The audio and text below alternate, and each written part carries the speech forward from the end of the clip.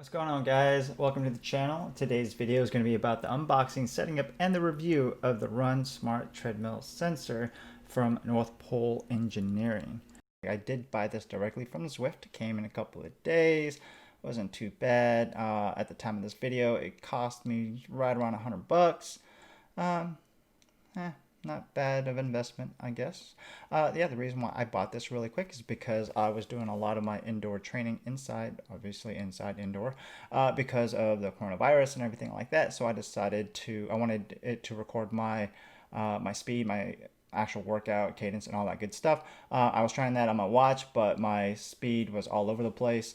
On the pace, so it wasn't recording it correctly. So I wanted something that was a little bit more reliable, and I came across this. This is the Runn I guess sensor, speed sensor, cadence sensor, and also it's supposed to detect incline, things like that, and decline. So I decided to go for this. This is made by North Pole Engineering. So it's called Runn Smart Treadmill Sensor. Okay, so here, yeah, basically just the instructions. What it comes with, it looks like the cord, the stickers, the actual unit itself, and the cradle. And these are the instructions.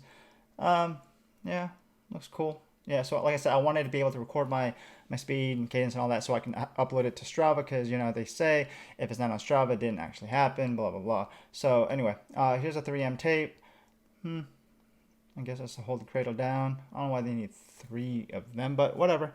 All right, this is the stickers. That's supposed to be the actual part that goes on the treadmill. So whatever speed you do decide to put on, the sensors of this machine here will pick it up.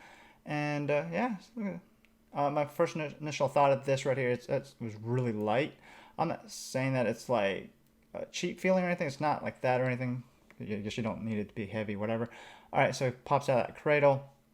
Yeah, those are the sensors at the bottom, I believe. Yes, right there. That left one and the right one there. Those are what picks up the stickers. So yeah, there's only one button. It's right there, and not that. That just closes the USB. But anyway, the button there is supposed to help with calibration and turning it on and off and everything. That's the cradle that it goes onto, and that's just a regular micro USB.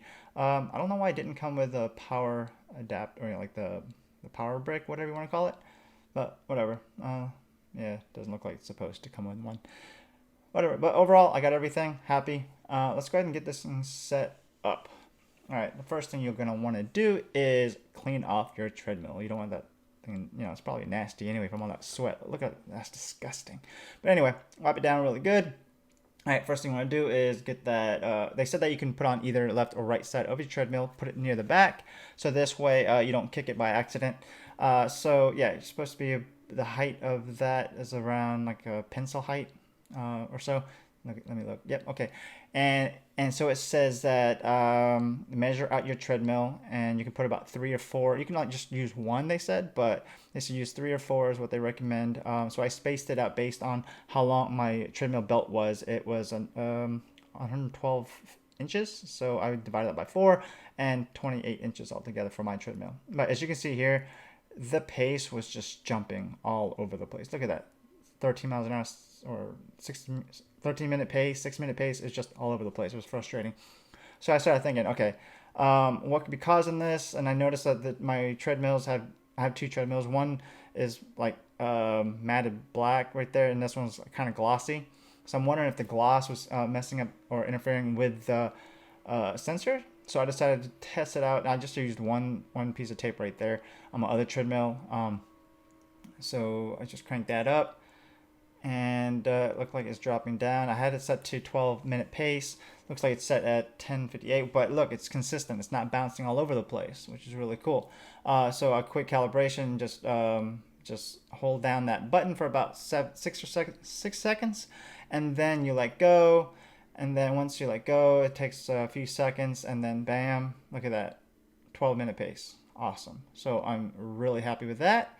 And let's go ahead but I want to use my other treadmill. It's my favorite treadmill. But I did notice that this side of the treadmill, it's a little duller, so it's not as reflective or shiny, whatever you want to call it. So I decided to move my whole sensor back a little bit. right there. And let's see, and I still got to measure it out, make sure it's, I have it at 28 inches, like I said, on my treadmill. I decided to do 4 stickers. All right, let's see what happens. Hopefully it will be better. Okay, look at that, 11-minute pace, that's good. I calibrate it, 12-minute pace, that's where it's supposed to be at. All right, I just want to show you on the treadmill, it's set for 12-minute pace at 5 miles an hour. All right.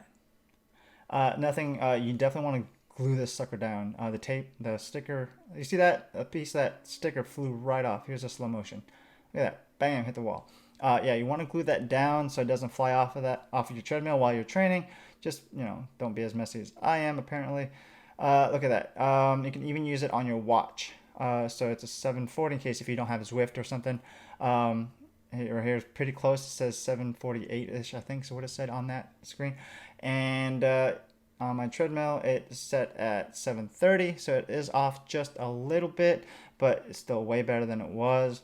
And here, I'm showing you the 2 options. You do have it in Bluetooth. It's called Runn for the Bluetooth, but for the Ant, it's called the FootPod, which is weird, but anyway.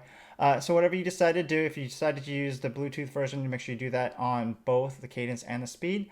And also on my watch, it does also call it the FootPod as well. But hey, as long as it works, I'm happy.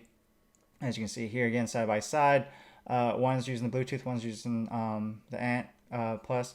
So the speed is very similar, 1241 versus 1245. Overall review of this product is pretty good. In the beginning, I was getting a little frustrated. It did take me like over an hour trying to figure out why in the world, why it was not being consistent in the speed. Pace was just jumping from 30 miles an hour to 2 miles an hour. And then once I realized that it, maybe it has something to do with the type of material my treadmill, the belt was, what kind of material it was. It was just basically just shiny, it was. And then I looked at my other treadmill, like, you know what, let me go ahead and try that out. So I moved a sensor over there. I only just used one little piece of tape. That's all you really need, but you'll need more eventually once you start doing a lot of like different speeds and stuff like that. But for the test of the video, I just want to just put one in there, and it was just going to be consistent one speed the whole way through, and it was pretty steady. And then I was like, yes, figured it out. But no, I want to use my favorite treadmill. So I was like, gosh, what am I going to do? So I started looking at it, and I'm like, okay, there was actually like a dull area on the right side of the treadmill. So I was like, please work. So once I moved everything over there, bingo, it worked great. So if I had known that, if they put that on the manual, that would be a really good troubleshooting step. That would have saved me a whole hour. Oh well. Now, another thing too that it claimed that it can do was the elevation, or the gain, right?